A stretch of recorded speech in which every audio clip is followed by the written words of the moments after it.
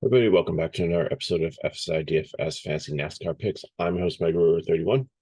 We are going to attempt to break down the Chicago street race. This is going to be a difficult one because I haven't seen a car drive on it.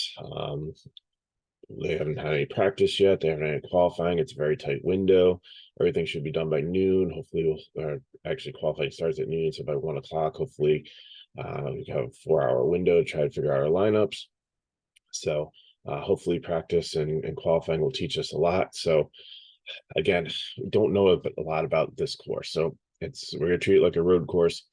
In Cup, the new next generation cars were designed for road courses, but also to go on to ovals. These Xfinity cars were not.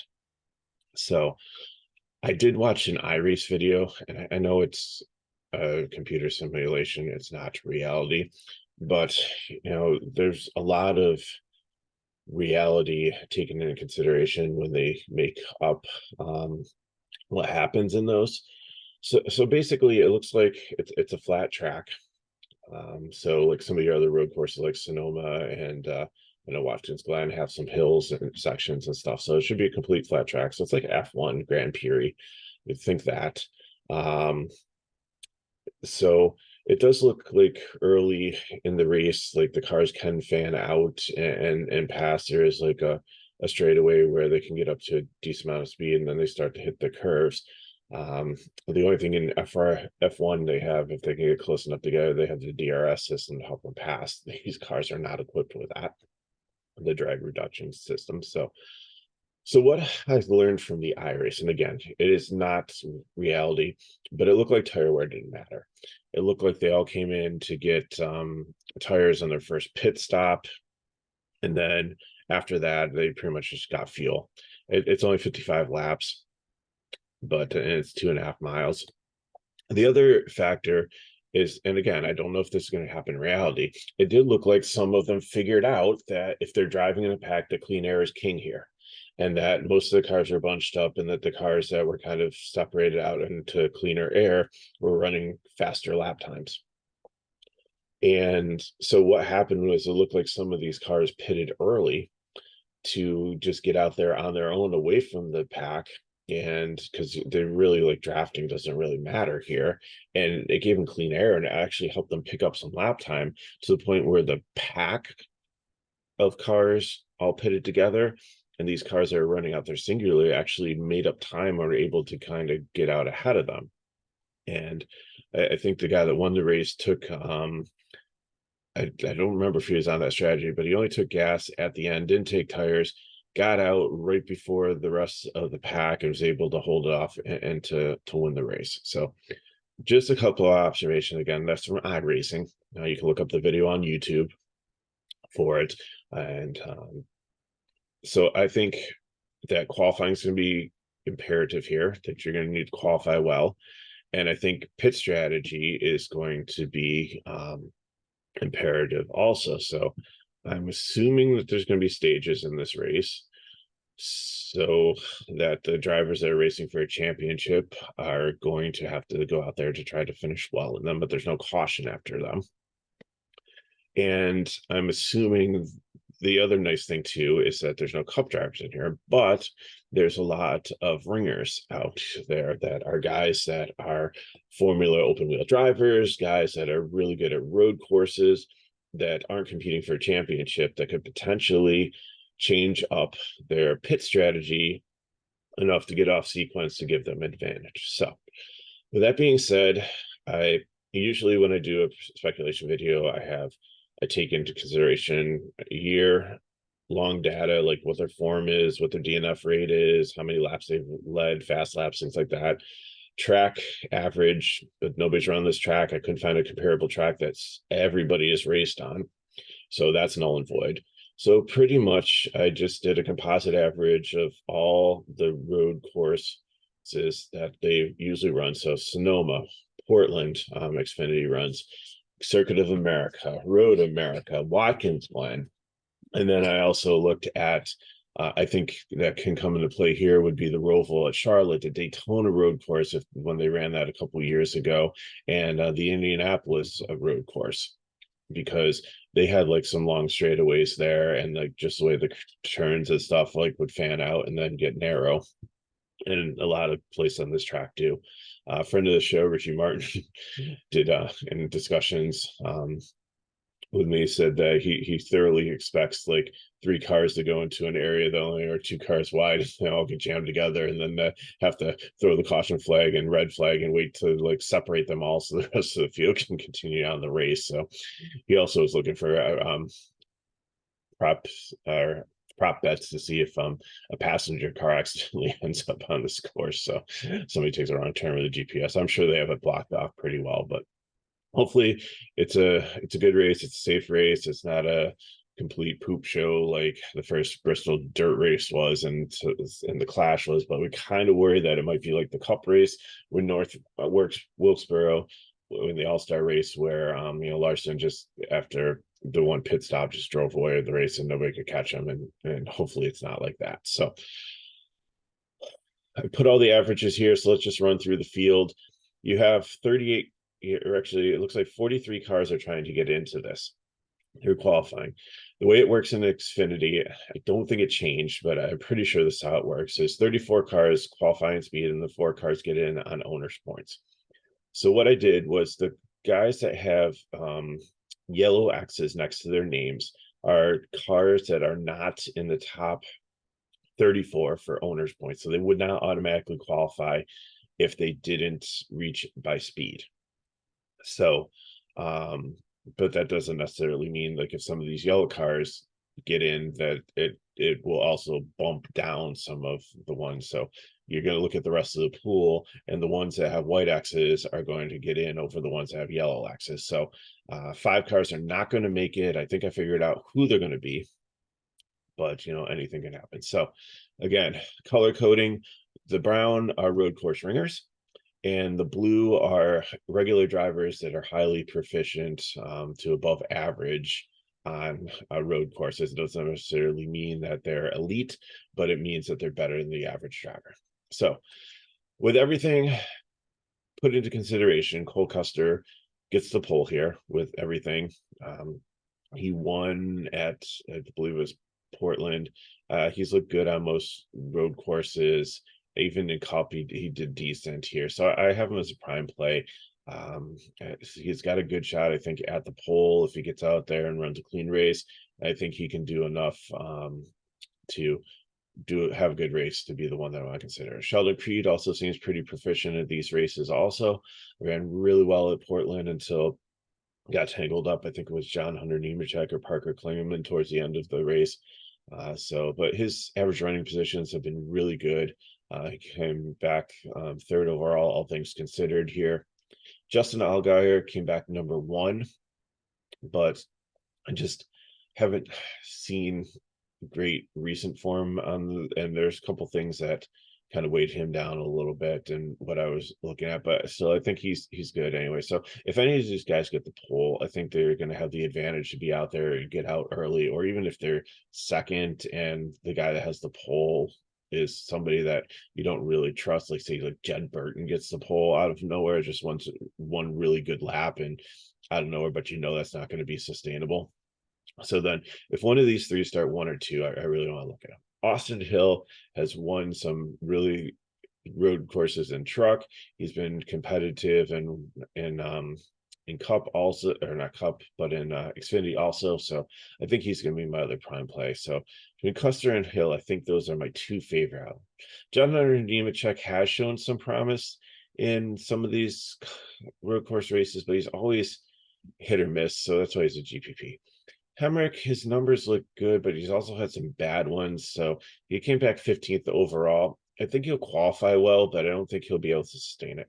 Sammy Smith in his young career has looked good in road courses. I know he didn't look good in Portland, but I think overall at Coda, Watkins Glen, Sonoma, 9th overall in composite, 5th overall. So I think he's one to consider. Sam Mayer also, he's one that run well on road course. I think one of the road courses he started way far in the back, and there's actually make up a lot of ground.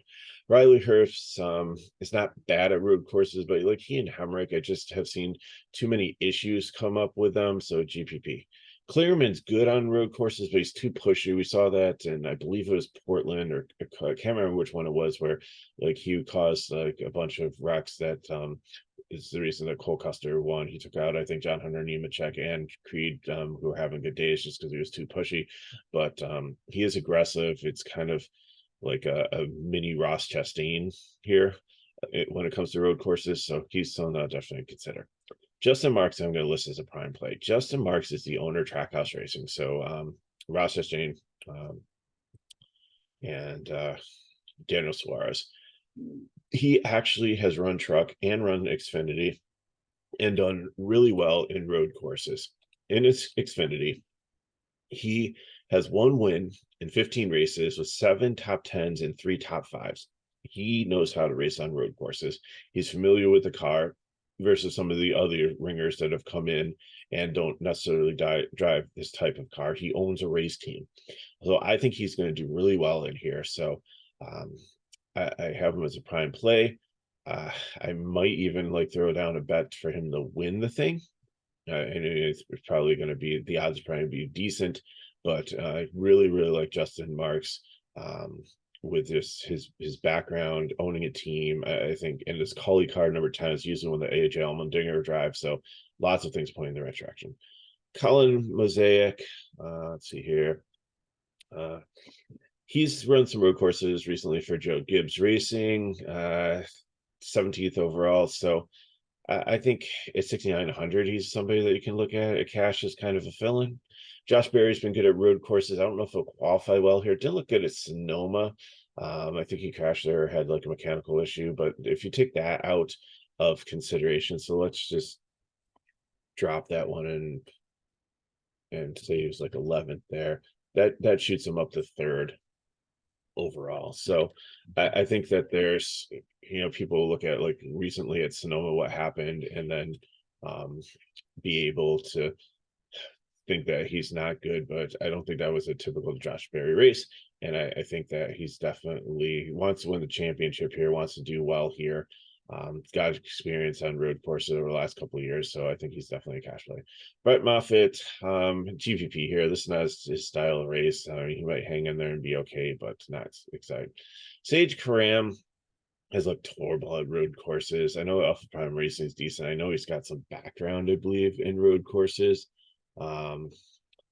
But I think he's going to qualify too far forward, and I think he's just going to fall to the back and just not do well. Jeremy Clements has always been a solid road course racer. You don't want him to start in the top 10, but if he starts anywhere from like 15 on back, I think he's definitely one that you can look at, because most of these people, he's got the tools to probably advance a little bit. Same with Alex Labbe. I think both of these guys are pretty similar. The Emily Gase car is not great, but those guys are road course guys. So hopefully this car should be able to make it through the Chicago track, and they should be fine here. So, and LeBay is another one that does like weird pit strategies because he's not a regular driver. So, he can zig when everybody else zags and potentially get an advantage. So these guys both I like in cash as probably decent fill-ins for your lineup. Anthony Alfredo in the BJ McLeod car, like he's had some success on road courses and he hasn't. So again, he's kind of a hit or miss guy, kind of like Hemrick and Herbst and John Harmon Nemechek. So probably won't play him too much. Chandler Smith I like on road courses also, like come back 12th overall in the track averages and 10th overall, all things considered. So it all depends on where he qualifies, but he's another one in this Collie Racing car. This program has been really good at road courses with guys that have been in it. So I think that he's definitely one to consider. And he's pretty decent in the truck series also. Chaos Garland, the Sam Hunt Racing, like he's had some good experience at road courses, but not recently. Like it seems like this year it's just not been there for him. So he's GPP. Brandon Jones is always a GPP. He's always too volatile. Again, he falls into the category of Hemrick and Brett Moffitt, where they're good at drivers, but they're good when you get to their type of track. And I don't think this is the type of track that I really trust him in. Okay. Andre Castillo, or Castro. Here's one that to look at. He's an open wheel guy. He has raced stock cars in Europe, and he's from Chicago. So obviously, you can't say that like this is his home track because they just created this track. But he has been very successful in open wheel racing, and he ran a NASCAR Europe series, which was similar to Xfinity, similar car, and actually ran some road courses there and did quite well. So I think he's a nice sleeper here at 4,700. So keep your eye on him. But the only downfall is he's driving the Jesse Iwuji car, which we haven't seen since I think he tried to qualify for like Daytona and Talladega. Like this car was a mainstay, but it was a bottom feeder. But that was usually when Jesse was driving it.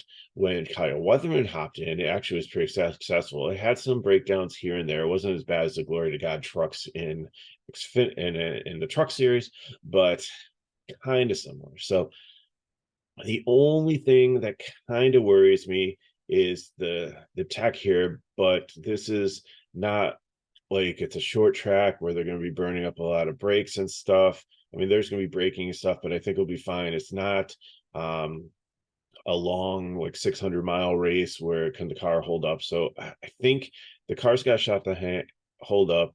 This guy is a local guy, and with his all his experience that he's bringing, I think he's a really good fit for this race. So I think I'm going to keep my eye on him. Jed Burton and Jordan Anderson, they've done really well with this program recently, but more on like super speedways. Here, road courses have been average, so not really going to consider him. Miguel Paludo, he's going to be running the 88 JR Motorsports car. The JR Motorsports is putting like a fifth car out there for this week. He really hasn't had a ton of success. Like he's been average. So it all depends on where he qualifies. If he qualifies outside the top 20, it might consider him in a cash play. In 9,100, I mean, he's kind of expensive. Like he's a really good open wheel driver. So I mean, the style of course could probably really be good for him. But you know, if he qualifies, unless he looks like really dominating in like practice, if he qualifies too high up, I might not look for him. But he's one that I think can get place differential. Spencer Plumpley is a road course ringer also, but in a terrible car in this green light racing car. I think actually I'd favor the Iwuji car over this because the green light I'm just seeing them break down. 5,500. He hasn't really had any success in running the road courses this year. He's been pretty much average, so not super excited there. Josh Williams is not great at road courses, but it's getting better. So by 5,800, I like what I've seen, and the numbers point that he could be a decent cheap cash fill-in. Parker Retzlaff, he just is an impressive young rookie that just seems like anything you've thrown at him, he's done well. Didn't do great at Sonoma, but Portland and Coda has looked decent. I'm looking for him to start outside the top 20, even better if he's the further on down. I think that he should be able to get past some cars. Preston Pardis, he is also a road course ringer. He's in his own car here, which hasn't been great. So he's a GPP. The driver's better than the car. That's the issue here. I don't think they have much funding, but you know, he is a road course ringer. And but if you look at the numbers, like you're expecting like probably a 30th place finish. So if you just want to like note my rankings and then look and see where they like practice and qualified, and if they beat the rankings, then that makes them a better play. Parker Chase, I'm a fade. He just hasn't looked good on road courses. I'm out on him. Kyle Weatherman, wish he was in a better car. Wish he was in maybe the Jesse Union one, but this JD Motorsports one isn't bad. The only thing is it's in danger of not being able to qualify. The same thing with Sage Karam, Castro here, Paludo, Plumpley, Pardis, and Weatherman. A lot of these ringer guys that just jumped into the rides, these cars haven't run enough races to have enough points to automatically qualify, so I'll have to get better speed. But Weatherman's been decent on road courses. So, and JD Motorsports is she's like one of the cars is usually decent, and usually his car, the 4 is better than the 6. So hopefully, especially if like Brendan Poole doesn't qualify here for some reason, or Weatherman doesn't qualify, I could maybe see Weatherman jumping into Poole's car, because I think I'm surprised they did it this way, but I think they did do it this way because I think Weatherman's a better driver than Poole, and the 4 doesn't have enough points to get in, but the 6 does. So I could see Weatherman hopping in the 6 if Poole does automatically qualify and Weatherman doesn't. But I think that Weatherman's a better driver, so it gives them a chance to get 2 cars into the dance instead of just 1. So I think that's why they went that way. Brett Sherman jumping in for Ryan Sieg Racing. He's from Illinois. He's got lots of experience in Xfinity, these types of cars. He made it to Cup, but he was more like a JJ Yaley. He's raced some road courses, but he's not a ringer. So I mean, this is not a guy off the street. It's a guy that actually made it up to the Cup Series. But again, you're talking like somebody that's driving like a Rick Ware or BJ McLeod car, not like an elite Cup driver.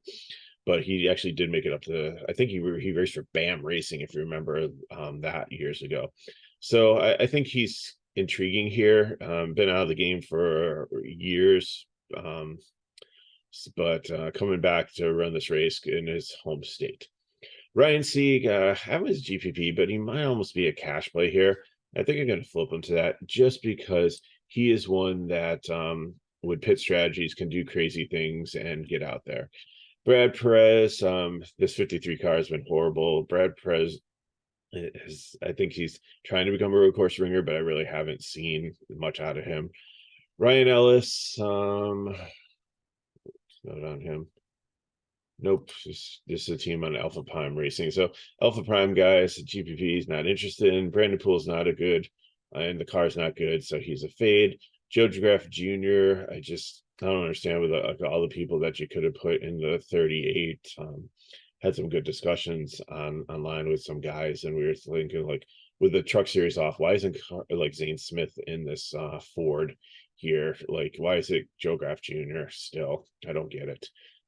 Maybe it's a pay to play thing or something like that. He's paying RSS to be in his cars or Gibbs to be in the cars, but Joey Gase, another green flag one, not interested in. And then you have the guys that I don't think are going to qualify. You have Dawson Cram, who this race program just hasn't made it into a lot of. You have Alex Gounet. He's from Canada.